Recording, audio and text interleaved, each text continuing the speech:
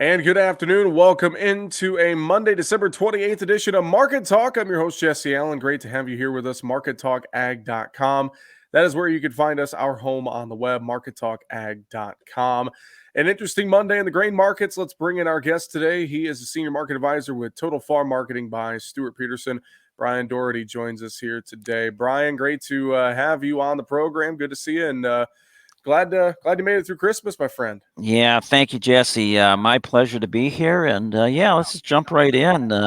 Some interesting days with corn pushing into new highs today, up over a nickel. Boy, you know, I think the driving factor with the corn right now is one, you've got a nice looking technical chart. Two, beans have had a really good run. And I think traders might have taken some money out of beans today and bought corn. Yeah. But the big thing is you've got just a dry weather pattern in Argentina, which is a big corn producer, one of the largest in the world, and they're struggling with that. And so corn, I think, found buying interest from there. The other thing too that I'm hearing from producers, and I've been saying, I think as we get close to the first of the year after the first farmer selling will pick up, Mm-hmm. but I'm kind of hearing guys say, we really don't have to. We've got enough money right now. The trend's up. It looks like we could go, another 20, 25 cents higher. So I'm kind of hearing a different tone. Maybe that was in part what's going on here today. Sure. And then we had a really solid, it wasn't gigantic, but a solid export inspection number at just under 40 million bushels. Well, I know Sunday's overnight trade, we saw new contract highs, not just in corn, but in beans and bean oil, and then kind of saw that reversal, like you mentioned. Seemed like a little bit of profit taking there in that soybean complex today, finishing down, about 7 to 8 cents, 12.50s, mid 12.50s on those front month contracts. So it just seemed like some profit taking there today. It Is that did. kind of what you saw in beans, Brian? Yeah, you had such a strong overnight, and part of the sort of psyche of the market is when you're up so strong like that, you need new buying to continue it. And if the new buying sort of fades, prices can quickly retreat. Probably the concerning thing for me is twofold today on if I'm just someone who's looking at the price of beans. One is today's bearish key reversal. So we went into new contract highs and took out the Thursday's low. So you had a bigger range and you finished weaker. That's one. Two, so that could be a signal. Two is the couple of times today when prices kept coming back and looked like, oh, they're going to just flip right back and go positive, and they didn't do it. They ran out of gas and kind of drifted into the close. So a little bit of concern there, but we did see some export sales numbers today. So only time will tell. But if I'm a producer and I've got a lot of inventory, I might look at this a little more closely now. Pay close attention. Maybe if we close under 12.50 in March, maybe that's my trigger point to sell some cash. And we've talked about that quite a bit, Brian, how have those stop points, have those trigger points in this market, whether it's corn, beans, wheat, whatever the case may be, and plan that strategy, and try not to play too much risk, I suppose. Have that solid strategy in front of you, and when you hit those target points, go with it. I couldn't have said it better. It's just, it takes the emotion out of the market. And, people have a tough time because they're people. What does that mean? Well, it just means human emotion is if prices were higher yesterday, why am I selling when they're lower today? I want to sell high, right? But Yeah. the idea is you look at the bean chart, it could drop $1.50 and still look strong. So all of a sudden you see $1.50 evaporate on technical selling, or funds decide to get out by the end of the year. So probably a good hybrid in there is trigger point stops under the market.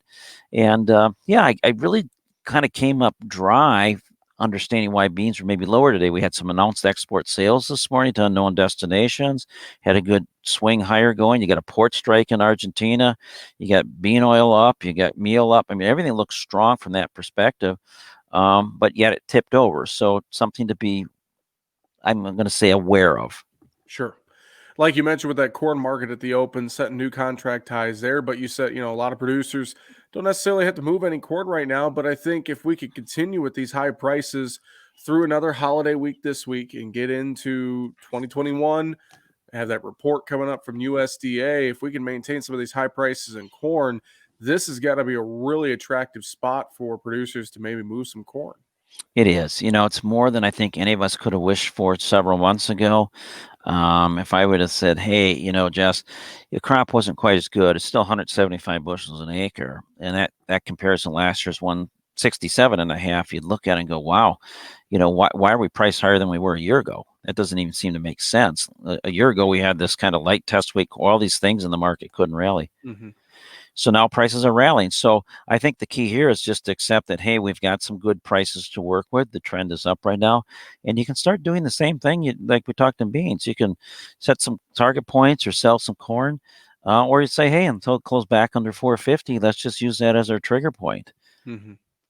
Yeah, a lot of great things to consider. Wheat market was the biggest loser today, Brian. Anything you saw there that has some cause for concern? I would probably tell you probably the biggest thing would be it looks like Russia, Eastern Europe got some pretty heavy rains or snow. So that seemed to be it. There again, kind of took its cue from beans. Maybe the traders decided to sell wheat today and buy corn. End of the year profit taking, good run up lately. Not really a lot of new news to feed the bull, I guess would be my Mm-hmm. argument. So it didn't take long to basically reverse gains from last week. Keep in mind too that generally in these holiday sessions you can get kind of lower volume, and a few big orders might push the market and sort of set the tone. Let's talk livestock here quick, Brian. We got a little shortened program today. Cattle saw some good support there. What are you seeing in that cattle market here? Yeah, we got a little bit more of a, kind of a wintry mix from last week too. You've got some of that, but you've got, just generally nice trying to swing higher. You got 55 to 90 higher. You got the December contract leading today, but you got February back above 115. We talked about this in past reports that, your cattle on feed numbers really didn't have any negative punch to them. You've got perhaps a little bit of a loophole when you look back at the other reports, and just that seasonal time of year where prices have a tendency to work higher. In general, a weaker dollar, confidence, COVID vaccine. I can point to all those things. And then I can also say, hey, we're at the same price today in February cattle that we were in September, that we were in July. So it's not like we're just busting this thing higher, but we did come off the lows here on what I'm going to call that seasonal dip in October. And we're trading a good solid $8 to $10 above that. We still think there's a little more to go. On the hog side of the equation, Brian, we were down a little bit today. We saw that quarterly hogs and pigs report out just before Christmas last week. And it seemed to be that report was fairly neutral to maybe even a little bit friendly to the market, but we were down with hogs today. What are you seeing there?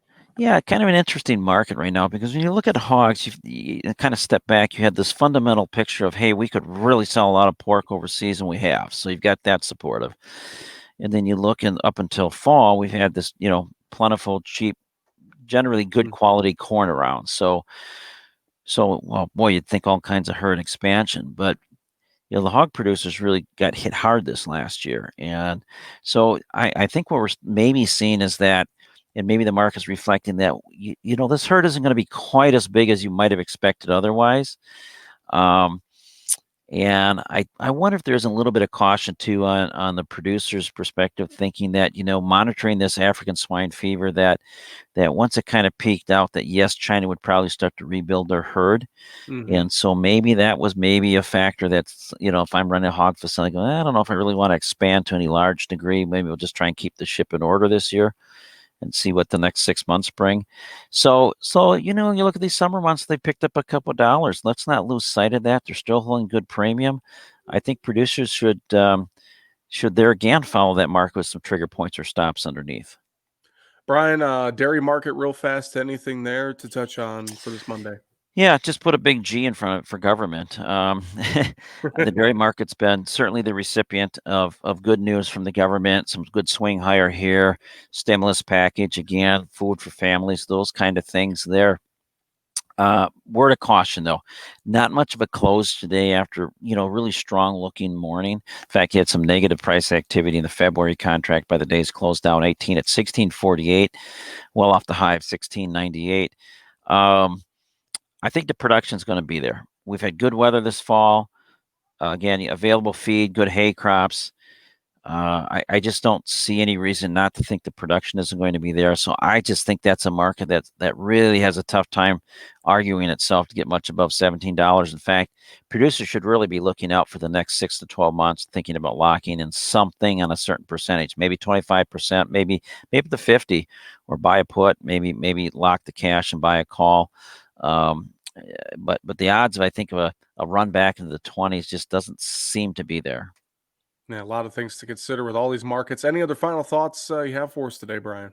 I think just wishing everybody a safe and prosperous new year. I wrote a perspective today for a report that I write called Top Farmer Intelligence, and I wrote a new year, new marketing opportunities.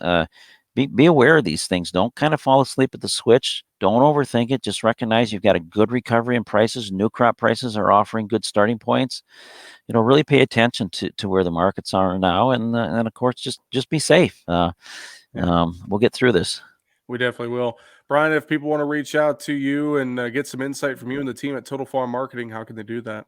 I'd ask for them to just give me a phone call, and they can do that at 800-334-9779. Just ask for Bryan Doherty or extension 300. I'm happy to spend a few minutes talking about your operation, your goals, your needs, basic stuff. What is a put? How to use a put? Whatever you need, Yep. that's what we're here for. That's what the business we're in. Brian, appreciate the time as always, and have fun up there in Wisconsin. Go Pack, go! By Yeah, the way, go Pack, go. Thank you. Appreciate it. Bryan Doherty, Senior Market Advisor with Total Farm Marketing by Stewart-Peterson, our guest today here on Market Talk. Find us online, markettalkag.com. I'm your host, Jesse Allen. Have a great afternoon.